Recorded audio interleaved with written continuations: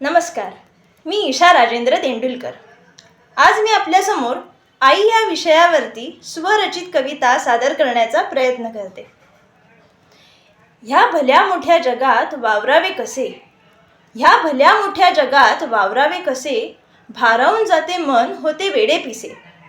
सदा आपल्या पाठीशी जशी असावी सावली, सदा आपल्या पाठीशी जशी असावी सावली, आपली आई तीच असते आपली माऊली।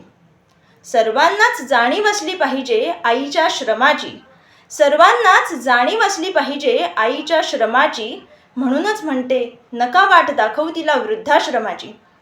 फक्त तुमच्या सुखासाठी वेचले तिने काटे, फक्त तुमच्या सुखासाठी वेचले तिने काटे, म्हणूनच म्हणतात न ऋण जन्म देचे फिटे।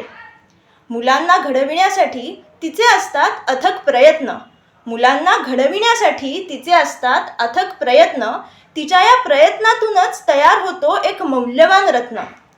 आई मुलाच्या नात्यामध्ये नसावं अंतर, आई मुलाच्या नात्यामध्ये नसावं अंतर, त्यांचं सुख वाहत राहो समुद्रासारखं निरंतर। आभाळाचा केला कागद अन समिंदराची शाई, आभाळाचा केला कागद अन समिंदराची शाई, कितीही तुझ्याबद्दल लिहिलं तरी कमीच पडतं ग आई। आई तू आहेस ममतेचा सागर, तू केलास आमच्यावर मायेचा बहर, तूच घडविलेस आमच्यावर संस्कार, तूच आहेस आमच्या जीवनाची शिल्पकार। आई थोर तुझे उपकार, आई थोर तुझे उपकार। धन्यवाद।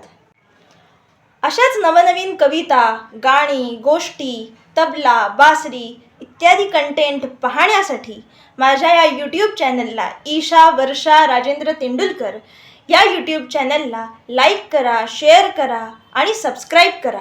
आणि हां, बेल आयकॉन हिट करायला विसरू नका। त्याचबरोबर कमेंट करायलाही विसरू नका। धन्यवाद।